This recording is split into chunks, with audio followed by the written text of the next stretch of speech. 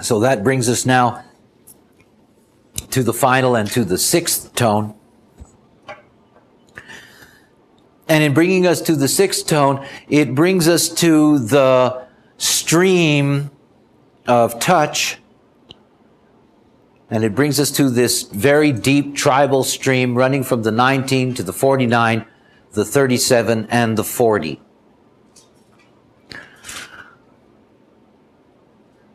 You know, those of you that have studied with me over the years and have heard so many different descriptions of this stream. It is so complex. It is so complex. It is at the heart of our mystical nature. It is at the heart of our pair bonding. It is at the heart of our need for God, communion. It's the key to the building of our world. It has so many important attributes for us. And it is deeply complex. It also represents the only connection here that exists between, in terms of the tones, here is a connection that exists between the mammals, other mammals, and humans. So the sixth tone has a great deal to do with our relationship with other forms of life. And that other forms of life go from the mammal concretized, in other words, the true living animal, but also to the cosmic animal.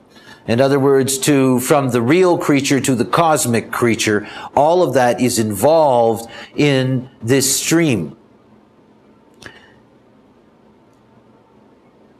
We've seen that the only tone that's human is the fifth tone. And that we've seen that it unleashes in us this desire, and that the only thing that's ever going to balance the desire is something else emotional. In other words, nothing is going to be able to handle the 5 like the 6. Nothing. Nothing.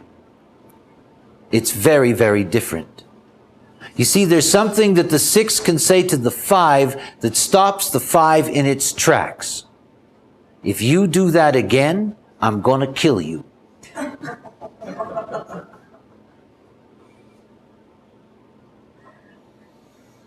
It's true. And it stops desire cold. You know, you're about to make love to your neighbor's wife and he comes home. You know, stops desire cold. That's the whole thing about the sixth tone. The sixth tone carries in it the power to demand conformity. It carries within it the power to demand conformity. Now, this is where the tribe begins. And that demand for conformity is not simply because the strongest one is demanding it. Please grasp that. We're dealing with a stream that's rooted in support. It is about the needs to feed ourselves and what it takes to feed ourselves. Now, it takes 2 things to feed ourselves. We must have a viable strategy, and we must be willing to kill. I mean, that's what it takes. And from the very beginning, this is something that changed the way in which we could operate as humans. You can't just do it because it feels good. You can't. We may need you to go on the hunt. We may need you to protect the village. We may need you to build the village. We may need you to do this, to do that. And by the way, if you don't agree with us, we'll kill you. We will not feed you. We will not shelter you. We will not house you. You will have no home to come home to and no one to tell your story. This is the story of the prodigal. You don't want to be part of this family? You don't want to help milk the cows? Get the hell out. And don't come back. We don't want to know anything about you. This is real power. And remember something about the 1949-37-40. It will experience awareness. You're not talking about the blinding field of desire. You're talking about the need to have reliable contact with others. Touch. You know, if you look at tribal dances, there's always a dance where everybody must hold hands. You look, any society, anywhere in the world, you have to have the tribe all hold hands in one way or another. It is through this bond, and through that bond, through that sense of support in that bond, is the understanding that there is going to be enough.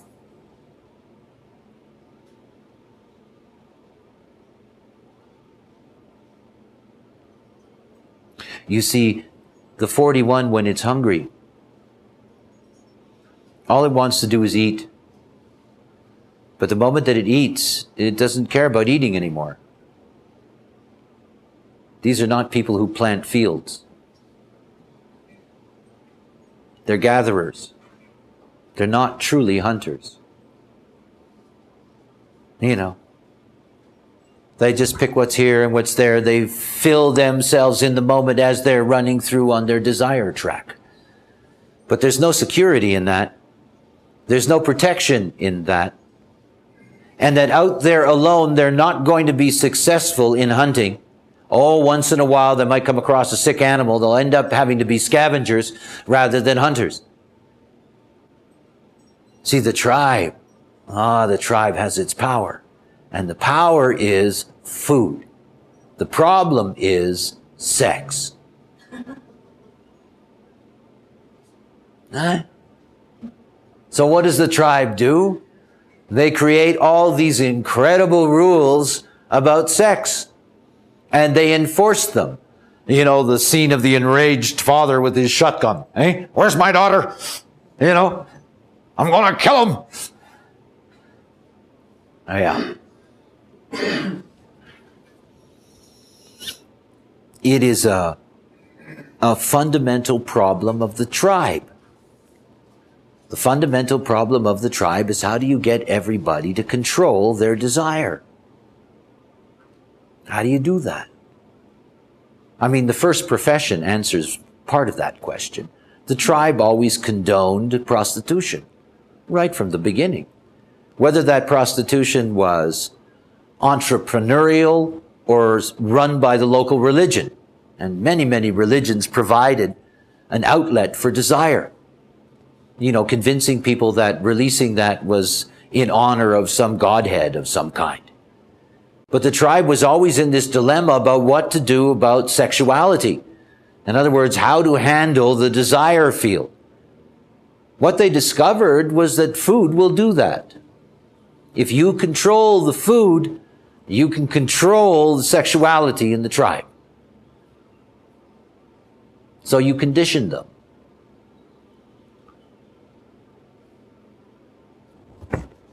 What you get is that you get a high level of sexual exhaustion because of what the tribe conditions.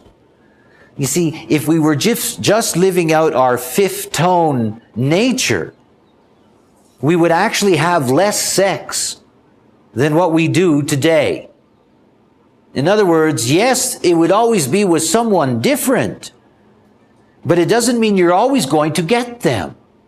I mean, after all, you know, that's the pure chase. And it doesn't mean you're always going to succeed. And the one you may be chasing, somebody else may get there before you. Now, the tribe doesn't like any of that. You know, let's organize all of this. Now, think about what happens when you have one mate. If you have one mate, you've got sexual access all the time. You have sexual access all the time. So this is the promise of the tribe to the desire field.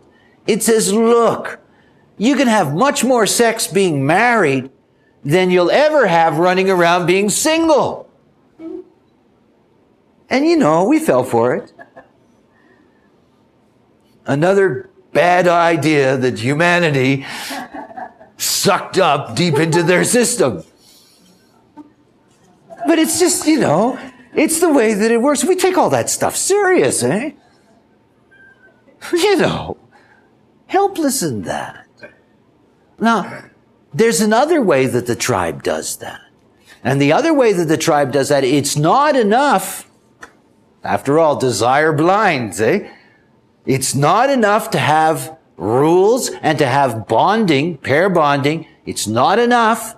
We all know it's not enough. So they added something else. What they added was the almighty fear of the Godhead. Thou shalt not covet thy neighbor's ass. It says that in the Bible. Well, it's true. Or thy neighbor's handservant or maidservant or whatever the case may be. You know?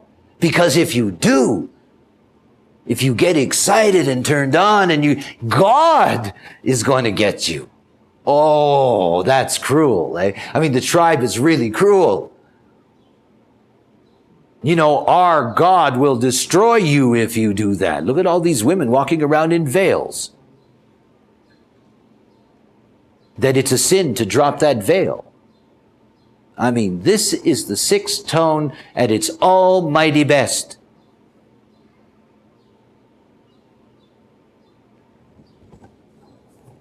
We thought we made that all up.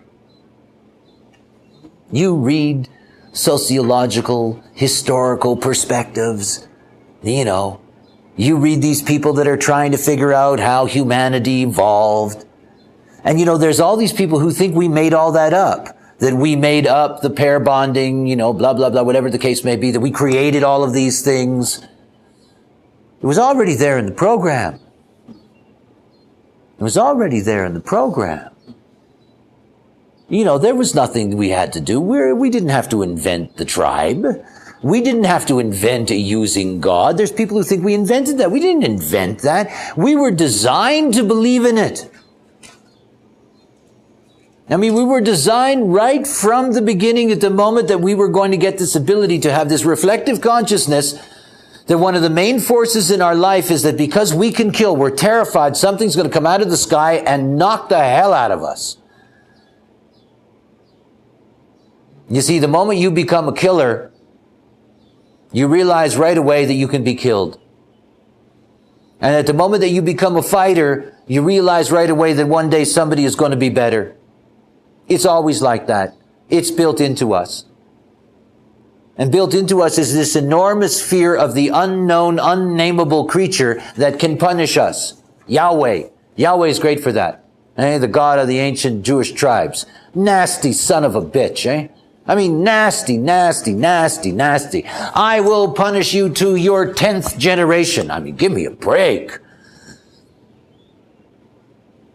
But you see, this was built into us so that we wouldn't run wild. I mean, think about that. You know, on the one hand, we're given all this juicy stuff. You know, let's go for it. Let's do it. Da, da, da. On the other hand, there's all this restraint that's built right into it. And of course, what that restraint leads to, it leads to an essential ingredient in humanity that is without the pair bonding, because we're so intelligent and because it takes so long to nurture us to a point that we're self-sufficient, you had to have the bond. And the way we're set up chemically is that every 7 years we can have another partner. That's still okay. I mean, that's still okay. That's why we have divorce. I mean, it's still okay. But you have to nurture the young. In other words, the tribe comes in and the tribe changes the game. Now, the whole thing about this, you know, this tone of acceptance, after all, I mean, it's about acceptance. It's about accepting the limitations of what it is to have to support others to survive. I mean, that's what the acceptance is about. And in accepting what it takes to be able to do that, the recognition that you will not go hungry, that you will be protected, and that you will be sheltered. Ooh, that's nice stuff. I mean, we don't think of it that, I mean, some of us do today. But I mean, for most of our history, those things were just absolutely enormous problems. To be safe, to be secure, to have what you need to eat, to have sustenance, all of those things. You know, they had enormous importance, much more importance, proportionately, than they do today. And of course, just because our civilization has moved quickly doesn't mean our chemistry has. I mean, we still have the same chemistry that they had, 4,000 or 5,000 years ago, give or take a little of this or that. The desire field is still there. So what is interesting about the nature of this acceptance is that what we have to do in that is that not only do we have to accept that we have to support others, that we have to accept that we have to be violent, but we have to accept that violence, the threat of violence, that power itself is the one thing that keeps everything stable. That's why when you're dealing with the 49th gate, you're dealing with a gate that kills. This is the sacrificing. And everything about being in the tribe is the sacrifice that you have to make in order to sustain the tribe. You got to keep the tribe going. And remember, you get your perks. You get your regular sex. There's food. And there's always something for you to do. Because the tribe will put you to work. If you need experience, it'll give you experience.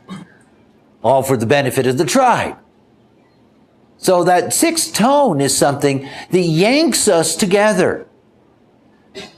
And it yanks us together with a common purpose.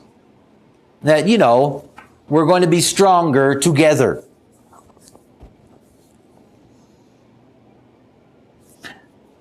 The 19th gate, gate of approach. It pressures so many things. And in being the gate of need, the first thing to recognize about that is that it is the need for territory. The 19th gate is the most territorial of all gates. It is the most territorial of all gates in mammals, and it's the most territorial of all gates in humans. We share the same territory.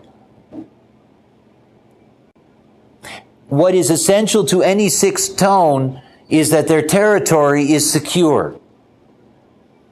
That's primary. And now you see how different that is from the fifth tone that wanders. That fifth tone is just going to be going and going and going and going, following its desire. But that's not what the sixth tone wants. What the sixth tone wants is a safe, secure territory.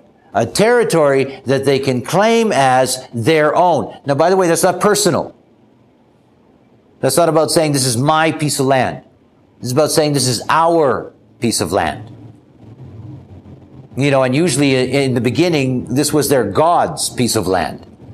That their God let them use, or whatever the case may be, or goddess, whatever. Tribe has its just principles. Each tribe has its way in which it enforces punishment. Steal a loaf of bread, lose your left hand. Thank you very much. And yet, we would never have gotten to where we are today without it. I wait, because there's nothing else to do in this life. And I know that as long as I'm alive in the world, that this theme of violence will remain. But I also know that when the solar plex undergoes its transition, that one of the most important transitions will be the transition that takes place in the 49th gate, in which the whole idea and the whole concept of violence is going to be reprocessed.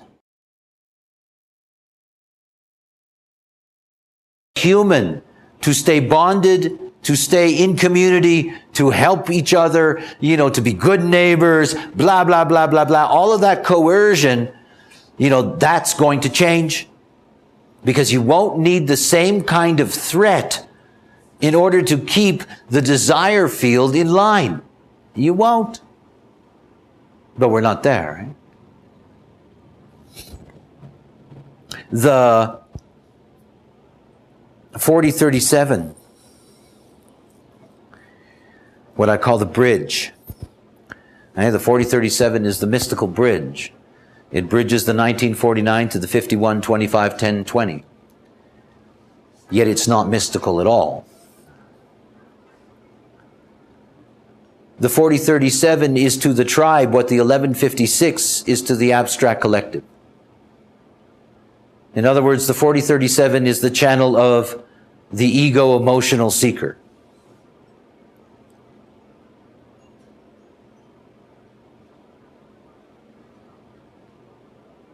The 37th gate is the gate of the mouth. And it speaks reams about this gate that we call the family. You know, feed me.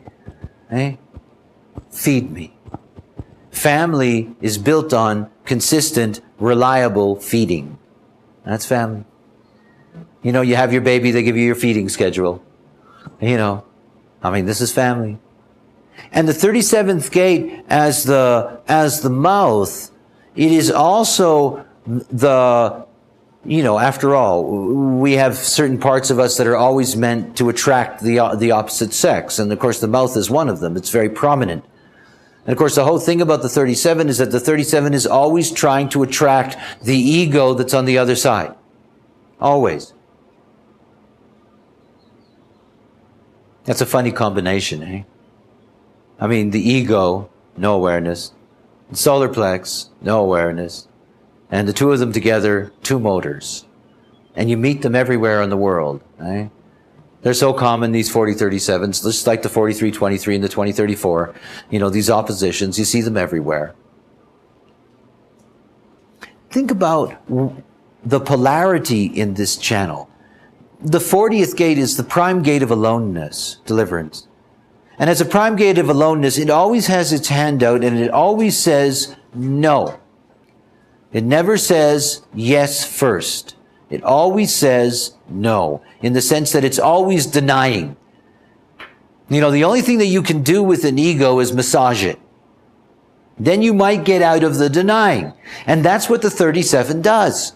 The 37 knows how to massage that ego. Oh, you're wonderful, dear. You know, it knows exactly what's necessary. And of course, this is the tension between them. The moment that the 37 can impact on the 40 says, what do you want? I mean, what do you want from me? What am I supposed to do? They had a problem. If you punish the pure human and threaten them into being monogamous, and if they have the same mate in their bed every night, you may end up with 90 children. And that's expensive. I mean, 7 or 8 might be useful on the farm, the way we started, because 3 or 4 will probably die before they're 10. You know, but the fact is that you can go on and on and on.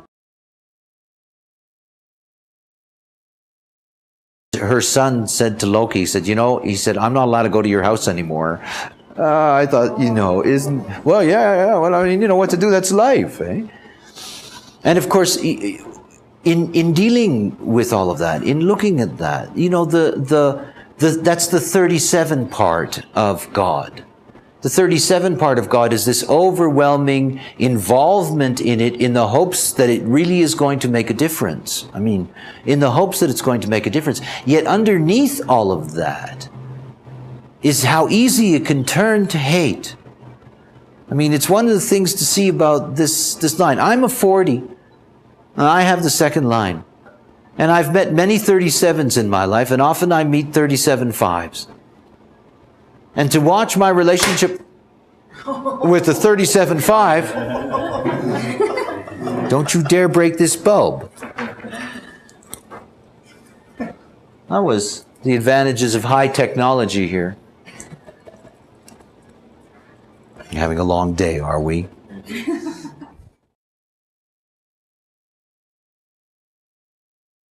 Gates of denial are always open to being called, whereas at the other end, if you look at the 37, the only thing they can be called to is disappointment. Because all they have is longing. They just have a longing. I mean, they may be the mouth, but the 40 is the stomach. It's where it really gets processed. It's where things can really take place. And of course, out of that, we have the stomach to do the tribe's work. And this is what the sixth tone brings to us, is that it brings cooperative effort in terms of establishing our communities.